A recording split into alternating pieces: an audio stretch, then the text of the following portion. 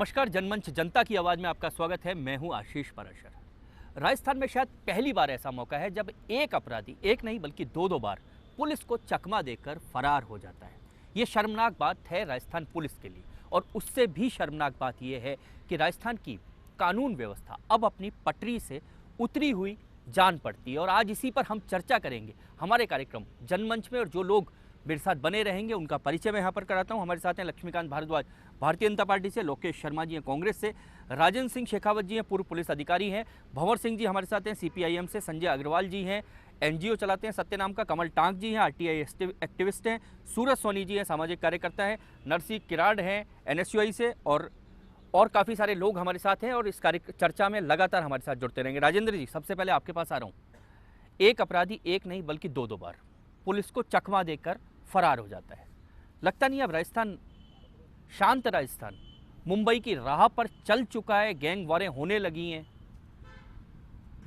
ऐसा आशीष जी कि जब पुलिस को प्राथमिकता के आधार पे संसाधन दिए जाएंगे, जब ही वो आज के वर्तमान युग में जो अपराधियों के पास संसाधन बढ़े हैं उनसे तब वो मुकाबला कर पाएगी।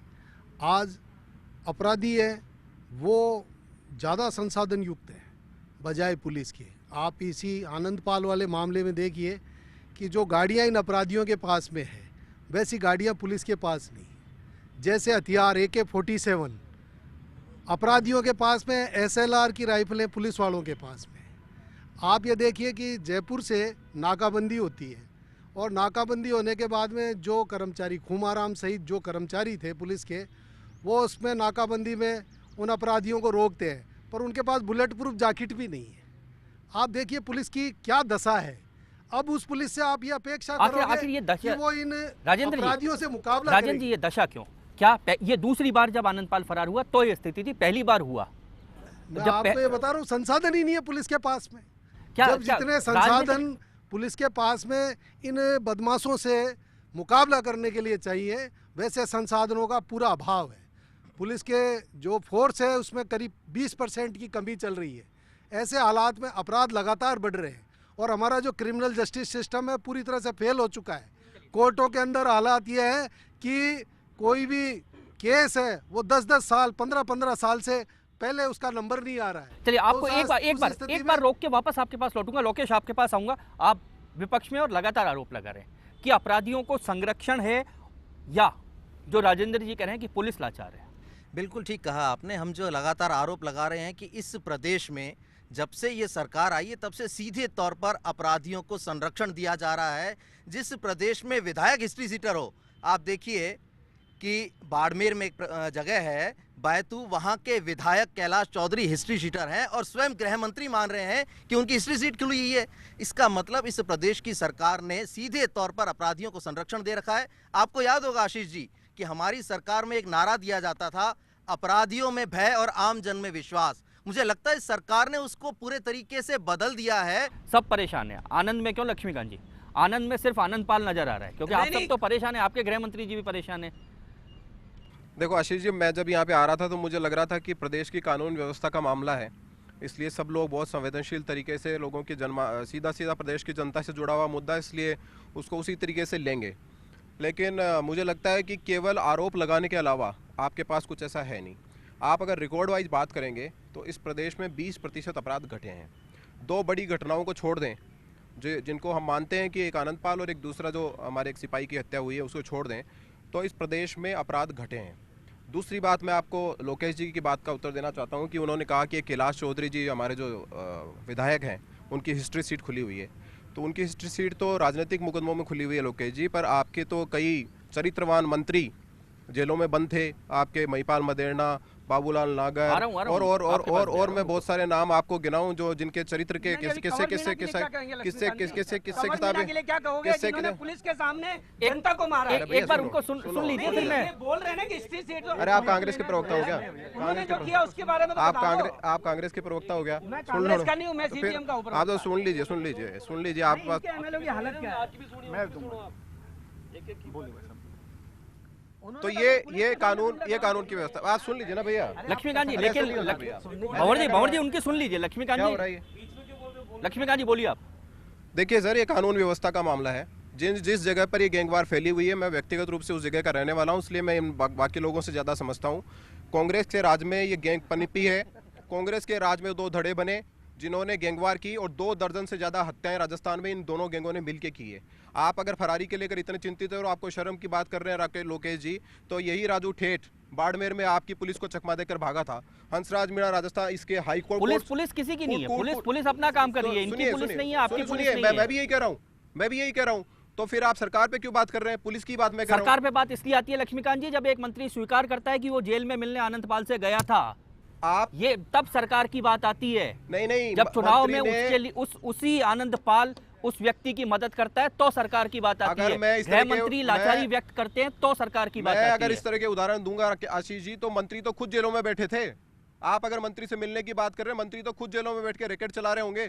उनके उस पे आप क्या कहना चाहेंगे? यही राजू ठेठ बाड़मेर से कांग्रेस के राज में भागा, यही आपका हंसराज मीणा इस रास्ता जयपुर के सेशन कोर्ट से कूद कर भागा। और सुनिए, आपने एक सिपाही की हत्या की बात करी है, वो नागौर में अपराधी को रोकते टाइम हुई। जयपुर शहर के अंदर कांग्रेस के राज में एक सिपाही की हत्या करके बदमाश भागे जयपुर शहर के अंदर।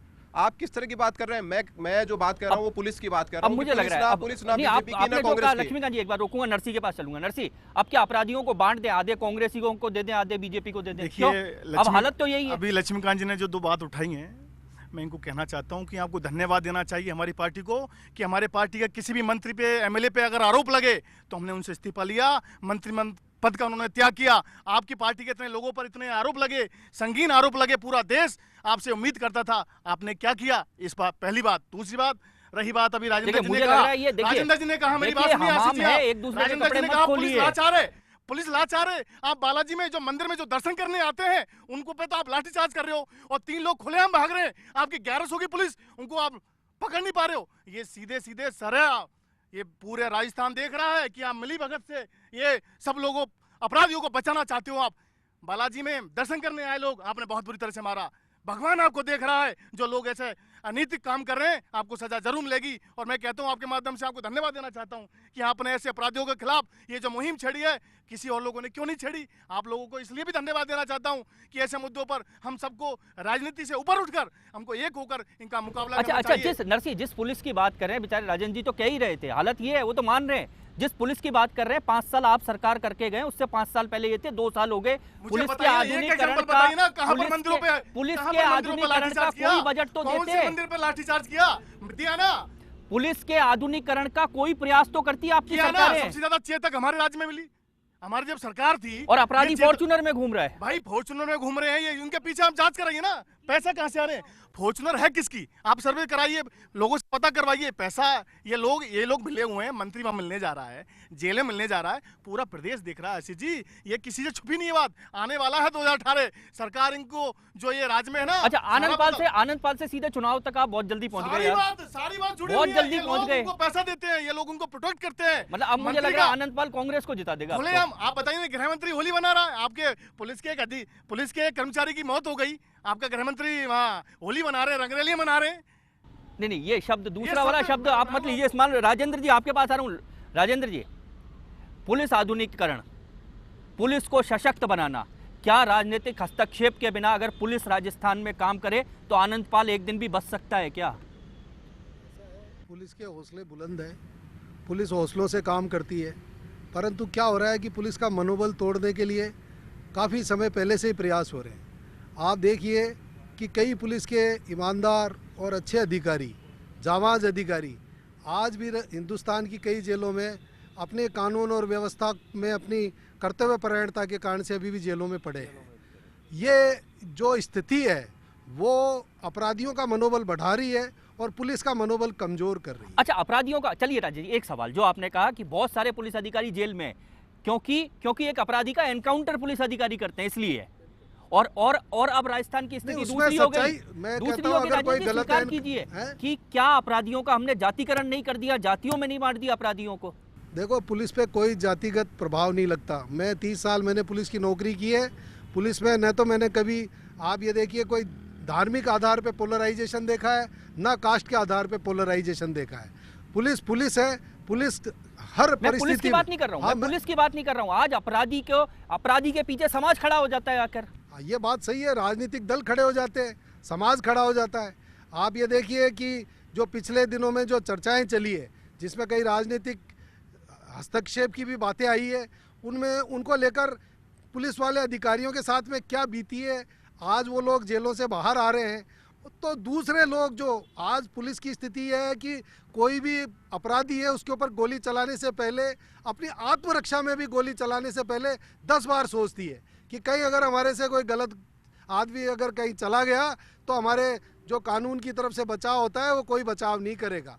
उल्टे दूसरे राजनीतिक दल हैं वो इसको एक हत्या का मामला मानकर और हमारे को कटघरे में खड़ा कर देंगे। एक पुलिस का जवान ड्यूटी पे खड़ा है, वहाँ अगर अपराधी आ रहा है उसको क्या पता इसमें कौन है क्या है। और अगर वो गोली चलाता है बिल्कुल और गोली चलाने की स्थिति में अगर उसका मुकाबला होता है, था आप चर्चा को सही लिया है।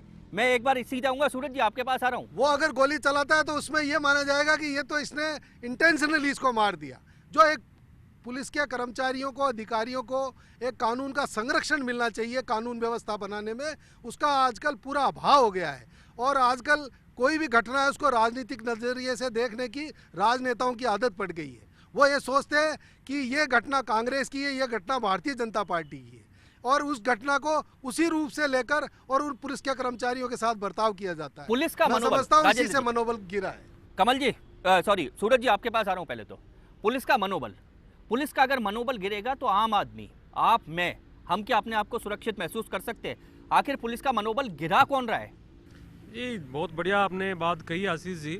निश्चित तौर पे पिछले काफ़ी वर्षों से जो पुलिस का मनोबल गिरा हुआ है, निश्चित तौर पे समाज में इसको लेकर के तो एक धारणा बनी हुई है कि पुलिस बिल्कुल पॉलिटिकल विल पावर का जो अभाव राजस्थान में रहा है, चाहे कांग्रेस का रहा हो चाहे बीजेपी का रहा हो, उसके चलते हुए न सिर्फ पुलिस सुदृढ़ हुई है बल्कि पुलिस के आधुनिक हथियार, मैं 2001 से 2 में जब कश्मीर जाता था तो मैंने वहाँ देखा पुलिस के पास में एसाल्ट राइफलें, इंसास राइफलें, 7.62 एसाल्ट राइफलें थी। और राजस्थान में जब आकर के देखते हैं तो आज भी 303 से AK-47 का मुकाबला करने वाला जवान खड़ा हुआ है। नहीं, पहली बार आनंद बाग भागा था तो डंडों से नाकाबंदी की थी, डंडे लेकर पुलिसकर्मी खड़े थे नाकाबंदी तो पे। निश्चित तौर पर संसाधन तो पुलिस को देना पड़ेगा और इसमें जो पॉलिटिकल चश्मा है इसको हटा करके देखना पड़ेगा। पुलिस भी समाज का हिस्सा होती है और वो समाज को बचाने के लिए पॉलिटिकल चश्मा हटाना पड़ेगा ना। बिल्कुल, मैं आपके पास लौटूंगा, इनसे भी बात करूंगा। मैं जो पॉलिटिकल चश्मे की ये बात करें उसकी बात इन्हीं से करूंगा सूरज जी से। फिलहाल एक ब्रेक लूंगा, ब्रेक के बाद तुरंत लौटते हैं।